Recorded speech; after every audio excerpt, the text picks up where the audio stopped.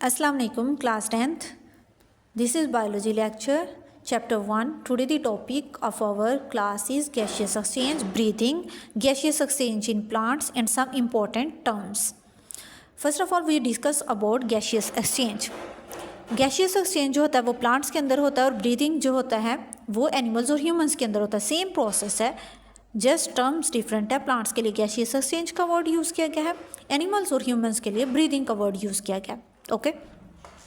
अगर हम प्लांट्स की बात करते हैं तो प्लांट्स अपनी लाइफ को कंटिन्यू रखने के लिए, ज़िंदा रहने के लिए ऑक्सीजन को क्या करते हैं, टेक इन करते हैं और कार्बन डाइऑक्साइड को क्या करते हैं, गिव आउट कर देते हैं, एक्सेल कर देते हैं. ठीक है.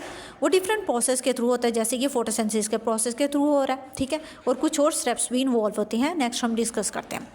ब्रीदिंग की अगर हम बात करते हैं तो एनिमल्स और ह्यूमंस के अंदर होता है, ऑक्सीजन को इनहेल किया जाता है, कार्बन डाइऑक्साइड को एक्सेल किया जाता है. क्यों किया जाता है?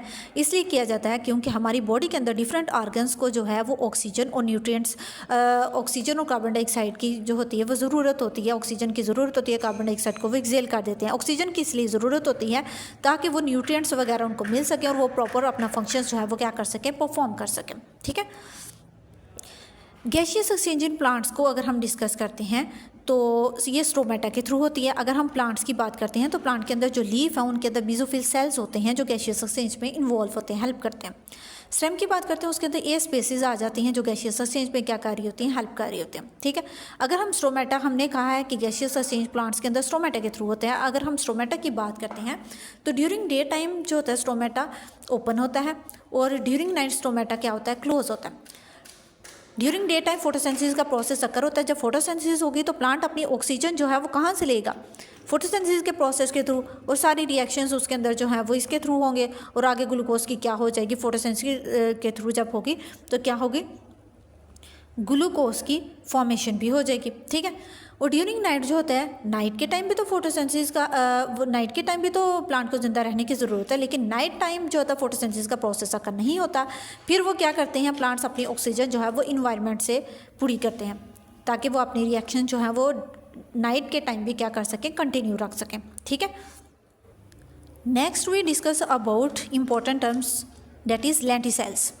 वुडी स्टेम्स और जो मिच्योर रूट्स होते हैं ना, वुडी स्टेम्स और जो मिच्योर रूट्स होते हैं उनके ऊपर क्या होती है, एक बाग की लेयर होती है. ठीक है. बाग की लेयर होती है जिसे हम उर्दू में कहते हैं छाल. ठीक है. उसके अंदर जो होते हैं ना वो छोटे छोटे क्या होते हैं, उसके अंदर छोटे छोटे पोर्स होते हैं. ठीक है. इन पोर्स के थ्रू जो होती है ना वो क्या हो रही होती है, गैशियस एक्सचेंज हो रही होती है.